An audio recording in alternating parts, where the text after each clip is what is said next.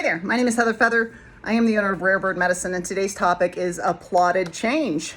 I kind of want to talk about this in two different ways. One of those is all of the ways in our own life that we have change occur, and those that we love don't really applaud the change. They don't celebrate the change with us, especially when it's a change that we ourselves are celebrating. We're like, yay, I'm so excited about this change.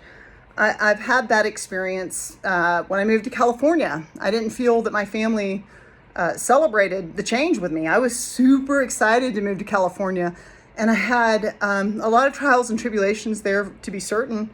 I also had a lot of growth, evolution, graces, opportunity. It was, in some ways, me really flying the nest. Even though I did it in my 40s, it was like me really taking a departure from anything I had known before. With my dear friend, and just meeting a whole new wonderful community of people, and just evolving the rough edges of Heather Feather in a lot of different ways. And at that time, really, I don't feel that my family was in a space, because they tend to, I have Cancer siblings, and Cancers tend to want family to always stay together. And although I have Cancer, Moon, and Mars, I'm an adventurer. I also have Sag and Gemini going on my chart, and love to adventure. And so it was really difficult for me to make that move out to California when I moved, because both of my siblings, which are my family with my parents being dead, they just were not, they didn't really applaud the change. They didn't really support it, and that hurt.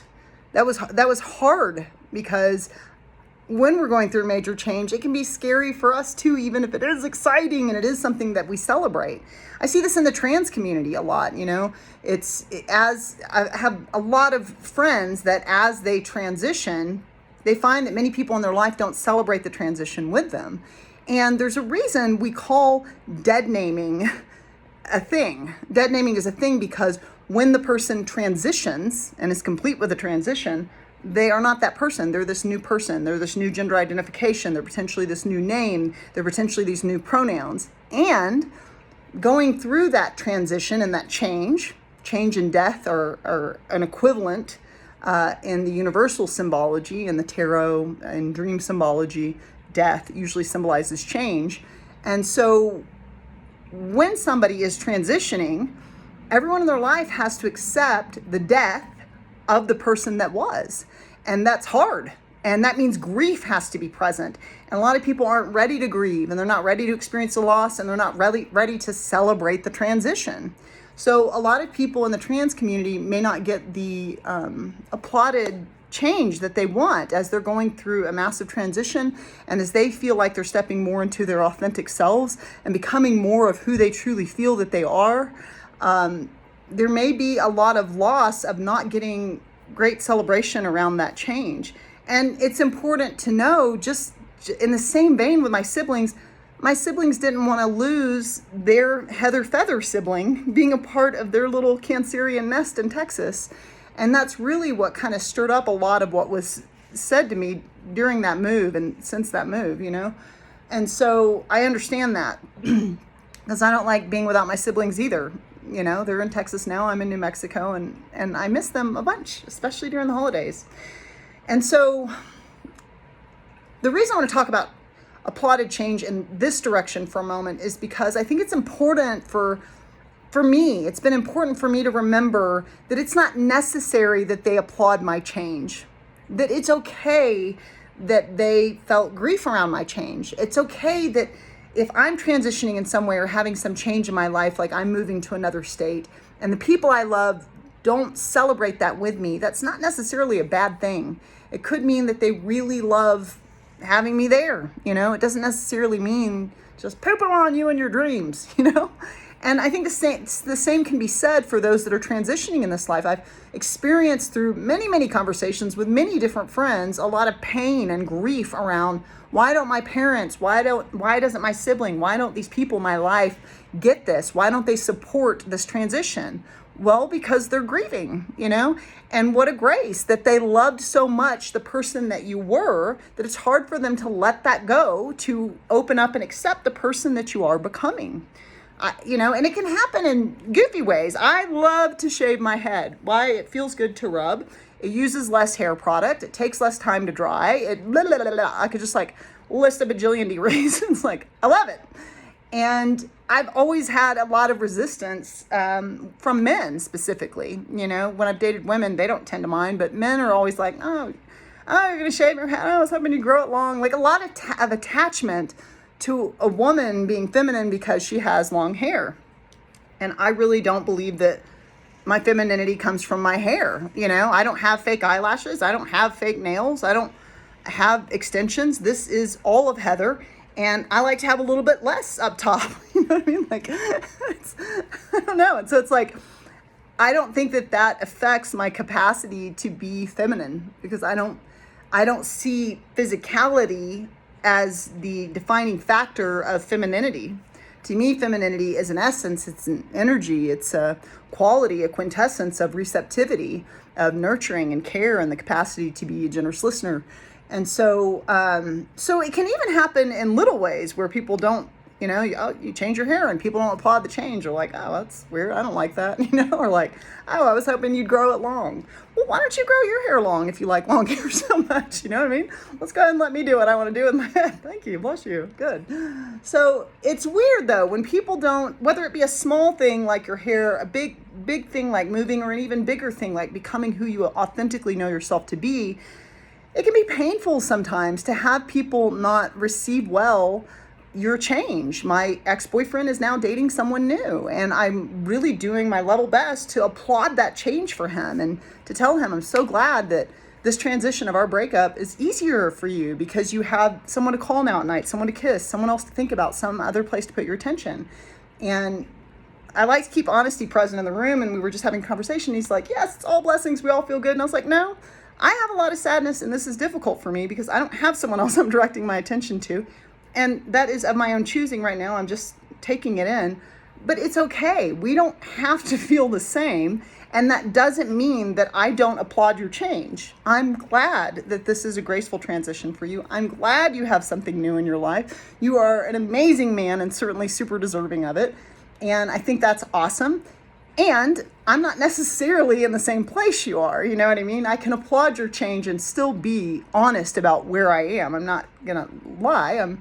I was telling him, like, I'm very loyal and I'm very monogamous, very ride or die. And once I have someone else in my life and I have my attention with that person, I was like, you can trust 110% you're going to be my pal. There will be no energy left with you in that way. You'll be like a brother, like you'll be like family. And he's like, I know. And I'm like, I know how loyal you are. And I know you're like that. And I know that as soon as that happens, I was like, yeah, it'll be great. Like, if I'm dating someone else, hey, we can have barbecues in our shared courtyard. You know what I mean? And I can't wait to meet your lady. Right now, what I'm working to do is to really honor you and your lady by applauding the change that's happening in your life and transitioning my attention where it really belongs with you, which is in more of a familial or more of a friend-like or neighbor-like space, since he's moving next door to me now. And so I'm aware too, because I've had people not applaud my change, of really wanting to applaud his change. And it's difficult. It's difficult because I also, like, it's very fresh, we just broke up. So it's difficult. I don't really want to hear how great it is right now. I want it to be great for him and I pray that it be great, but I'm not ready to hear all of that just yet because I love him, and it's going to take me a minute to transmute, like a phoenix, to burn to ash and rise again, that energy into a new form of having this different type of relationship. But in the same vein, I'm still wanting to applaud his change. We can also, going further in this direction, and the other way I wanted to talk about it, is we can really ourselves, as we recognize the ways people were not able to applaud our change, usually it is due to some type of love that they had of their experience of us in the past, the experience of us being available, the experience of us having longer hair, the experience of us being a different gender identification, whatever that is. We can practice as people applauding change in other people's lives. So there's a way that I'm doing that with my ex-boyfriend right now, applauding his change. And I was doing that with my other ex-boyfriend that I just got to have an awesome drink with and chat with and catch up with. he's been with this woman for 2.5 years. And I was just like, wow, I think, this thing that's a challenge in y'all's relationship is a real grace. Because here's where, I can see how that would flush up evolution, for you both. And I usually want to look for the silver lining with people. But I want to say as well, it's okay to applaud change when somebody gets divorced, I remember when I got divorced 1,000,000,000,000 years ago, because I got married, at 20 or something. But when I got divorced, I remember a lot of people just being like, oh, I'm sorry, But if somebody tells me they're divorced, I'll be like, congratulations, And even if they're sad about it, I'll be like, yeah, I feel your feelings, but I love this story for you because you're definitely headed to your next greatest good. And if you got divorced, then it was probably divine right in a line that relationship was not working in your paradigm, And so congratulations for what is going to manifest around the bend as a result of this release. And the same is true with a job transition. That's something that I always want to say when somebody loses a job. Congratulations! Should we celebrate now? I'll be like, celebrate what?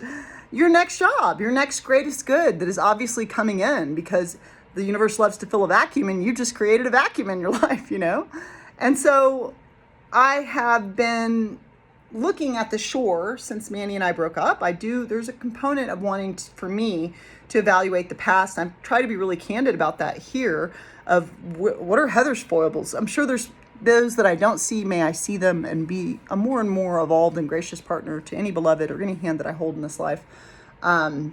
But there are those that I do see, like Heather needs to feed herself snacks and, all this stuff. And so as I look at the past, though, I don't want to get stuck just staring at the shoreline. I'm having this transition with Manuel. I accept it. I accept this change. I accept it. It's coming right at this great gateway of the Lion's Gate portal. Clearly, as divinity has already blessed him with someone else in his life, clearly it's divine and aligned in the design that we separate at this time. And so, inshallah, as God wills it, may I just accept this creation, this blessing, this offering, even if it hurts, even if it feels like a death. May I accept it. And may I start to look at the horizon and consider what blessings are coming towards me. So when I have a friend or a family member or a lover that is going through a difficult change, and that change feels like a loss, even if it's a death of someone. I buried, like I said, 60 to 70 people in this life. I didn't bury them, but I should have been an undertaker or something. Mortician, I don't know. I probably should have been, because I definitely could have thrived in that business. God bless it. But I've known and loved 60 to 70 people that have died in this realm, two-leggeds. And when someone dies, what a blessing. What a blessing that they died. Why is that a blessing? Why would you applaud the change of someone's death, Heather? Because I can't think of anything else that ever occurs at Earth School that causes you to consider the possibility of a soul or the weight of spirit or the viability of eternality, or to start to consider and dip into the concept that maybe we're not the body.